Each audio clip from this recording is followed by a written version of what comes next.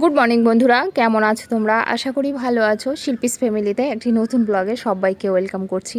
Blog তো শুরু করেছি, কতটা কী করতে পারবো সেটা আইডিয়া নেই। সত্যিকারের কাজ করতে ইচ্ছাও করছে না, গরম এত পড়েছে। তার মধ্যে একদম জোশ পাচ্ছি না যে জোর জবরদস্তি কাজ করব। অনেক সময় মনে হয় কাজের মধ্যে থাকলে না, দেখবে মনটা ভালো থাকে, মানে বাজে চিন্তা তোমার কাছে খুব কম আসতে পারে। সকালবেলা ঘুম থেকে উঠে মেয়েদের একটু ছাতু বুলিয়ে দিলাম, দুই মেয়েকে। আমি ভেবেছিলাম বড় মেয়ে স্কুলে যাবে না, ও ছাতু খেয়ে দেখলাম স্কুলে চলে গেল। হ্যাঁ, তো এদিকে আমি কি করব, তো একটুখানি আন্ডা ভুজিয়া করলাম, সেটা দিয়ে গৌতমকে দিলাম একটুখানি তোমার দুটো রুটি করে। আর ছোট মেয়ে খেয়েছে ওই যে ছাতু, বলেছিল ম্যাগি ম্যাগি করে, খুব ঘ্যানাচ্ছিল। আমি বলছি দেখ, ছাতুটা খেয়েছিস, আমি এক্ষুনি ভাত বসিয়ে দেবো, একবারে ভাত খেয়ে নিবি। আর তোমরা তো জানো যে আমি খুব সকাল সকাল একদম রান্নাটা সেরে ফেলি। আমি 11টার পরে একদম রান্নাটা, 11টার মধ্যে আমার বেশিরভাগই কমপ্লিট হয়ে যায়।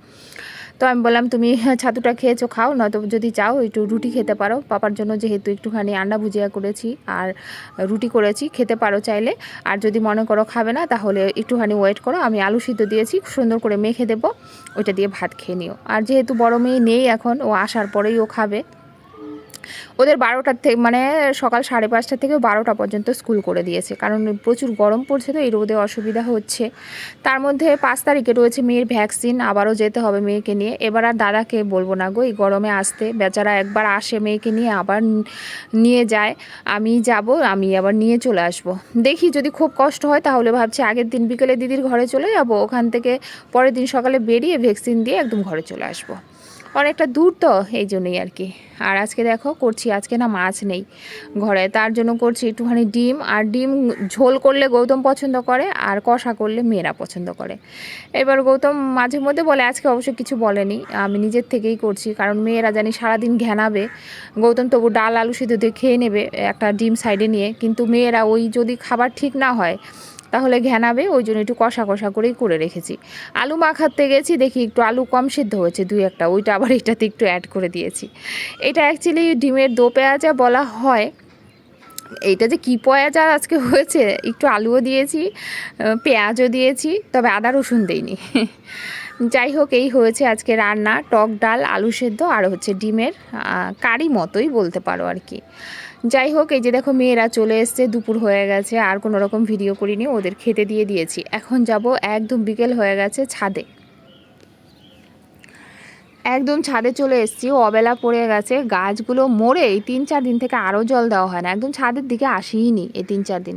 বেশিরভাগটাই কী বলো তো, রান্না খাওয়া করে, বাসন ধোয়া, বাচ্চাদের জামা কাপড় গোছানো, এইগুলো করতে করতে ওই ঘরের মধ্যেই রয়ে গেছে। এই 2-3 দিন আর একদম ছাদে আসিনি। আজকে এসে দেখি গেছে সব গাছ, মানে আর এগুলো আর টিকবে না।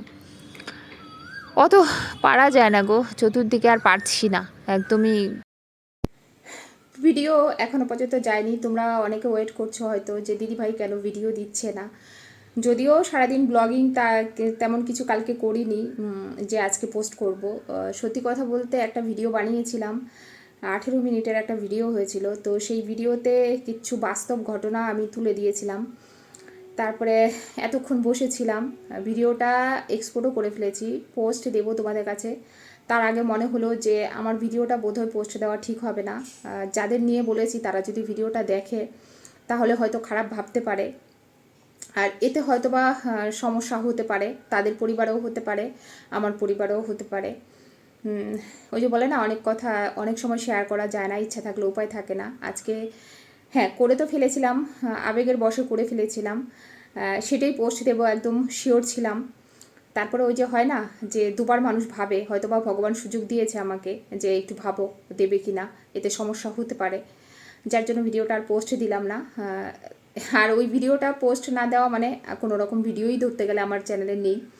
শুধুমাত্র সকালবেলা ঘুম থেকে উঠে ব্রেকফাস্ট করেছি, দুপুরে রান্না করেছি, ছাদে গিয়ে এই যে এখন একটু জল টল দিলাম, এই তো এইটুকু ভিডিও শ্যুট করেছি, এর থেকে বেশি কিছুই তুলিনি, যার জন্য তোমাদের কাছে কী যে দেবো তাই ভাবছি। তাও ভাবলাম যে তোমরা অন্তত ওয়েট করো, জানি ছোট্ট হবে, তোমরা হয়তো অনেকে রাগ হবে, বলবে দিদিভাই এত ছোট ভিডিও দিচ্ছ।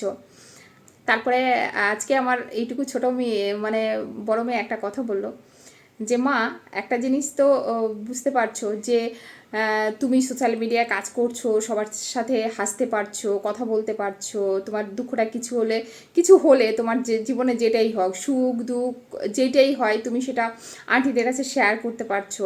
আর আমরা শেয়ার করার জন্য কে আছে বলো তো? শুধুমাত্র তুমি আছো, আর এই পৃথিবীতে কেউ নেই। হ্যাঁ আছে দিদুন, দিদা, মামা আছে, তাদের কাছে তো সবসময় শেয়ার করতে পারি না।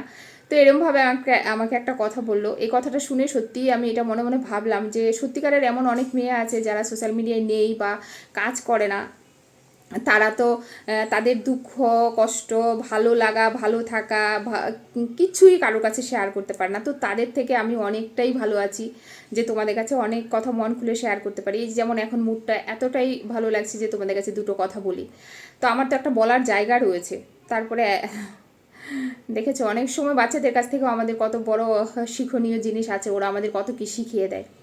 তো চলো যেইটুকুই করেছি সেইটুকুই তোমাদের কাছে শেয়ার করে দেবো, কিছু করার নেই, এর থেকে বেশি কিছু করতে পারিনি। বললাম না 18-19 মিনিটের একটা ভিডিও হয়েছিল, না দেওয়াই ভালো। চলো টাটা।